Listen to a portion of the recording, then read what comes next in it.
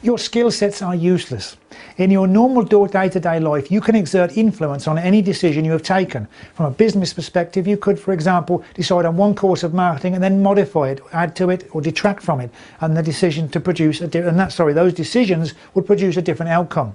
In trading, nothing you can do will influence the outcome of the market movement. This translates to the fact that you must learn and develop a trader skill set without drawing on any of your existing skill sets, as they will only hamper your progress. Decision avoidance. Sometimes we will avoid accepting answers even though we know them to be right, and often the reasons behind this are based around that. In fact, if we do accept them, it would mean that we may have to make another decision. I did not lose, it was my strategy that told me what to do, and I must stick to that regardless. Now, this statement often serves no other purpose than to avoid having to make another decision.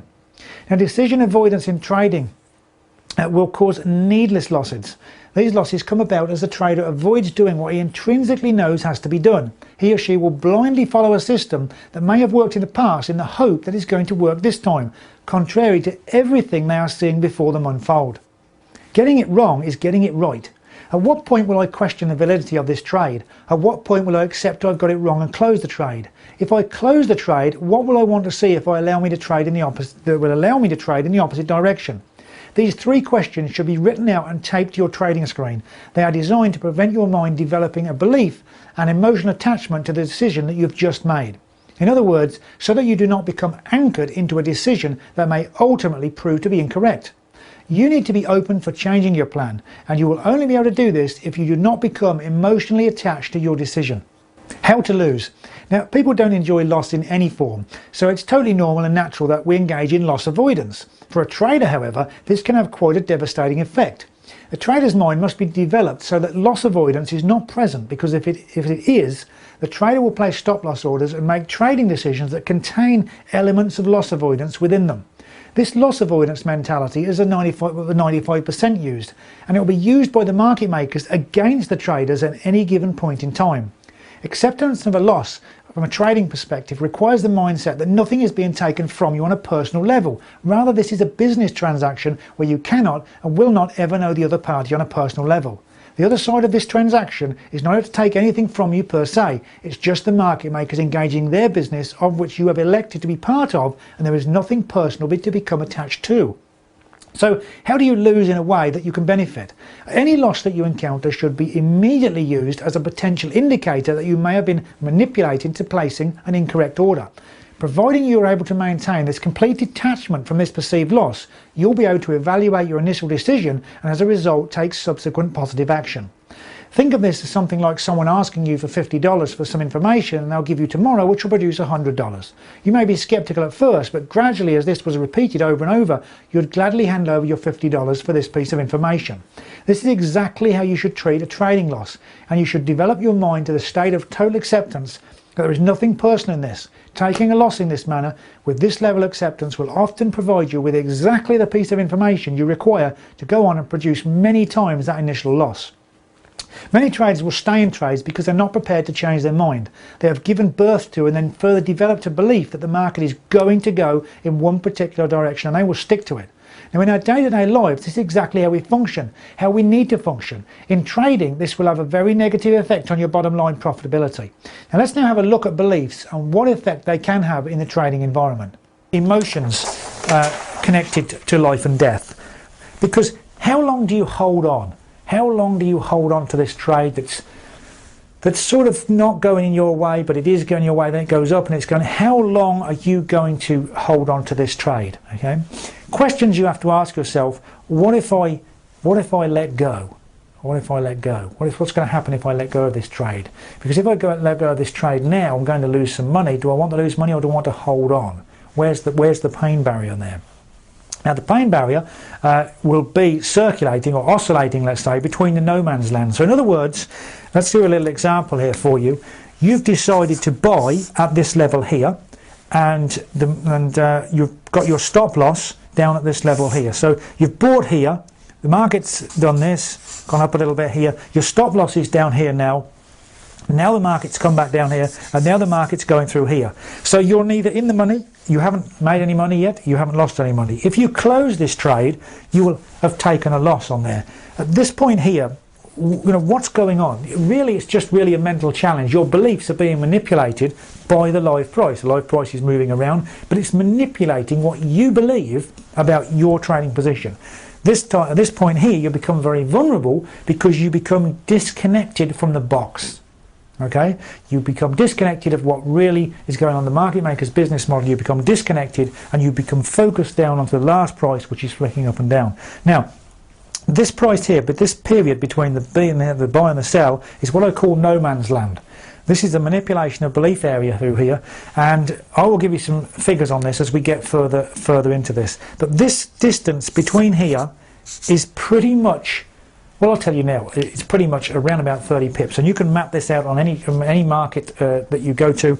This period through here, about 30 pips here, is what I call, it's the belief manipulation period, not the market maker's manipulation period, but this is where you will become forced to change your mind. In other words, if your market's up here, by the time you get down to this here, you're going to literally be mentally forced to change your mind at this point here, and you'll take your profit there, sorry, your loss there, and you'll walk away from the market. Often what you'll find through this period is what really happens is that traders become hooked up more and more into the live price, and then gradually they take their stop at there was this level, and they move it up a little bit there, and the market will go up to here, and then they'll move the stop up a little bit tighter, and there, and then I'll move it up a little bit tighter because this is getting to them about how the market's going. And then what we'll see, the market will come down, punch out the stop, and then get off into the profit release phase. Now, by being aware of this, by being aware of this manipulation period through here, mental manipulation from you, you can observe this and you can remain connected to the box and understand that this is only a manipulation. You're being messed with, your beliefs are being messed with. Don't get caught up into that. Stay connected to the box. The most powerful deception method. Beliefs are incredibly powerful things. Now, I'm calling them things deliberately as if they have some sort of fixed tangible structure, something that we can touch and feel. Or maybe we can't exactly touch and feel them in the physical sense, but certainly they have a very physical and mental effect upon our lives. You could tell a person a truth. You could prove to them a truth, and these may or may not have an effect upon that person. But if you get them to believe in a lie as truth, then that will be their truth. That truth, even though false, will cause them to think and act in a certain way. Beliefs make us who and what we are. Beliefs will literally compel us to live our lives according to those beliefs. The most powerful deception method that is perpetuated by the market makers is one of the form of the chart takes. The masses are instructed and trained in how to believe in the facade that is presented. The masses are presented with chart patterns and every manner of technical indicator one can imagine. Despite the unquestionable fact that most traders, somewhere in the region of 95%, who believe this way and trade this way will ultimately fail at trading, they will continue on the same path. But what are we dealing with here? It's not truth or fiction, it's something far more powerful. It is the power of a belief, and pretty soon you're going to be faced with making a choice. If you've been trading for any degree of time, this will probably not be an easy choice, but nevertheless it's a choice you're going to have to make. Your choice is going to be one of belief. Are you going to have to believe in the market maker's method before you will have to believe in the market maker's method before you trade it. There is a saying goes something like, show it to me, then I'll believe it. Whilst you're learning the market maker's business model, you're first going to have to believe it, and then as you start to believe it, so you will start to see it. The more you see it, the greater belief will develop within you. When the belief takes hold, then you'll be able to trade it and obtain success that you want from your trading. The solution. So what are you instructed to believe in? What do the market makers want you to believe, and why do they want you to believe it? The market makers want you to believe in that which is presented to you, in whatever form that should take. However, the market makers do not want you to believe in one single thing. It is far more beneficial to them if you believe in a method that is as far away from their content and at the same time so close that everything looks real and as if this is the answer. The single most promoted trading method is that of the strategy, that so-called has fixed rules. The promoted benefit of using this type of strategy is it removes emotion from the trader's decisions. It removes the trader's ability to act outside of a set of rules. On the surface, this seems like a very good thing, as do all good myths and deliberately misguided truths. But if we dig a little under the surface, we can see how fixed rules and strategies will almost always be based upon chart patterns, individual bars, moving averages and other well-known technical indicators. This is exactly translates to what the market makers want you to do. It's what they promote. They promote this as a solution, but in doing so, they are aware of every solution. The market makers are aware that there will be masses entering the market. They are aware that patterns they will use, they are aware of the support and resistance level they will have guided the traders to believe in. They are aware of the moving averages and when they cross, and so the list goes on. Now, this constantly promoted trading method has one single solitary aim, which has a lot to do with a gambling machine. No matter what you call them, slot machines, poker machines, one-armed bandits, they're all designed with a single intention. This intention is to separate you from your money. People will go to great lengths to work out what they call payout rules, and many of the machines will display these rules among all the flashing lights and enticing sounds. This is the facade that is presented to the player of these machines. The reality is, no, let us say the content of these rules can be defined in a very simple way. They are keep playing rules. These machines are designed in such a way as to pay out in a seemingly random and yet pattern-like way. If this machine can keep rewarding you in this way, you will continue to pump money into the slot. You are hooked. These are exactly the same rules that the market makers promote. They are keep trading rules. By rewarding you in a random and yet pattern-like way, you'll continue to trade, you'll continue to fund your trading account, and you'll continue to develop your patterns and strategies. In the previous slide, we talked about how a powerful belief could be. Right about now, you may be feeling very uncomfortable, especially, like I say, if you've been trading for some time. If you're feeling this, it's likely because your currently held beliefs about the markets are being challenged on internal and intellectual and emotional level. All I can say at this stage is stick with it. The rewards of belief change are spectacular. There's an old saying that goes something like, don't shoot the messenger. I have only mentioned this as we have now reached the point where we must explore strategy development, and here the dedicated strategy developers will feel sometimes like shooting me.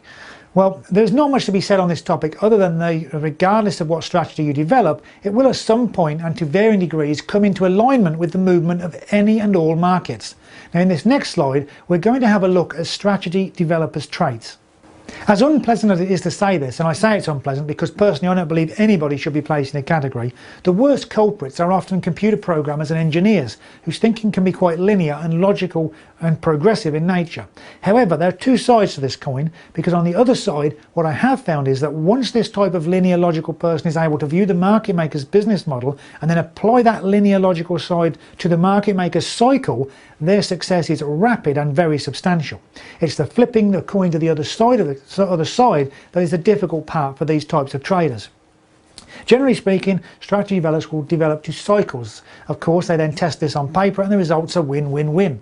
Then they start to believe they discovered the holy grail of trading systems.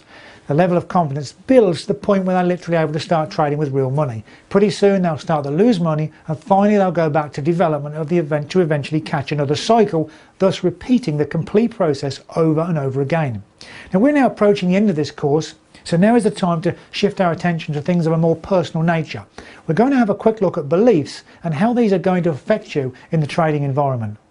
Let's take a very, very simple task like crossing the road. You know, we may think that's nice and easy. We go up to a curb and we cross the road and that's it. But let's analyse crossing the road. We walk up to the edge of the curb, and we're standing there and the traffic's coming backwards and forwards, and there might be a big highway, whatever, but we have to get across that road. We will be unable to do something until something happens in us. And that something is given birth to a belief. The belief that we can make it to the other side, or at least to the central reservation. Let's say there's a halfway point. At least we believe we can get across there.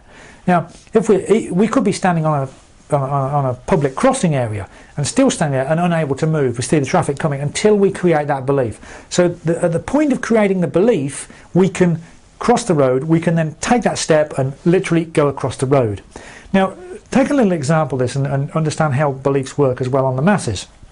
I'm sure you've been in this situation. You're standing on the side of the road, you're waiting to cross. Traffic's going up and down, up and down. There's loads of other people there beside you and they're waiting to cross, and you're looking around and you're not ready yet. And somebody else near to you steps out and they go to cross the road and you go to join them. And as you go to join them, what happens? How do you feel? How do you feel? Because that is a vitally important thing for you to keep in mind as a trader. How do you feel? You feel uncomfortable.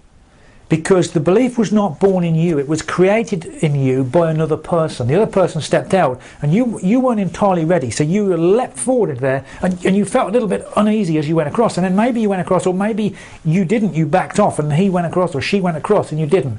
And you see, so their belief was born before you, and it was the belief that crossed the road that enabled them to then cross the road, as it were. Very important. Keep in mind that story when you're thinking about trading, as you'll see later on. Now, so that's the sort of birth of a belief. I'll give you an example. The birth of a belief that allows you to cross the road. The next thing is that my horse, I've got written down here, and I don't actually have a horse, but my horse. And let's take yourself, I'm not a gambling man, but,